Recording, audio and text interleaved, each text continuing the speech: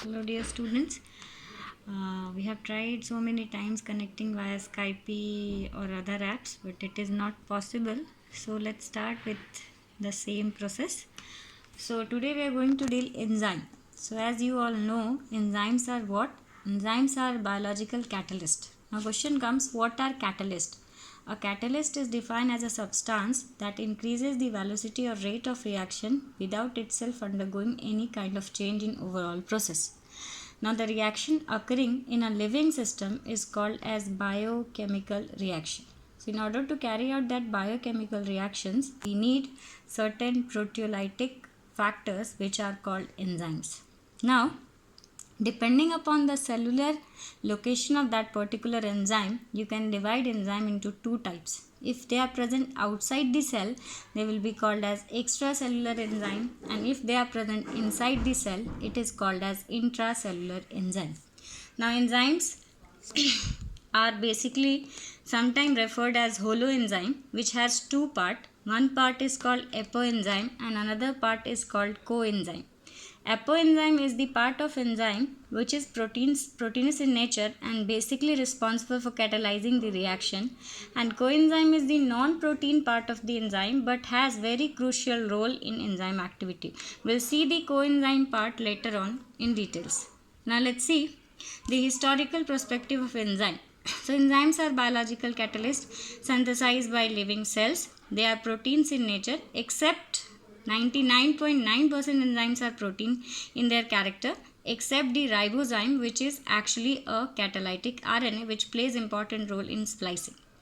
Now, specificity of the enzyme. Specificity is very important feature of the enzyme. Specificity means enzyme is very much specific about its substrate. Now, that specificity could be of two types. One is called group specificity and another one is called substrate specificity. Group specificity means enzyme is responsible to carry out reaction for a particular group. For example, alcohol dehydrogenase can work on any type of alcohol. But when we talk about ethanol dehydrogenase, it is substrate specific, and for ethanol, only the possibility for ethanol is to carry out reaction when ethanol is present. It cannot work on any other alcohol.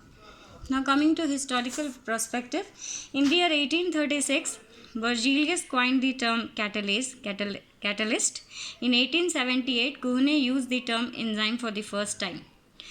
Enzyme was isolated in the year 1833 by Buchner, and in the year 1926, Sumner was the first person to achieve crystallization and isolation of enzyme urease. Now coming to nomenclature and classification system of enzyme. So many naming and classification systems were used.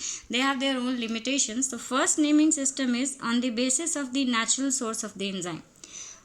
So we'll take very simple example, papain. Papain is called papain because natural source of this particular enzyme is papaya.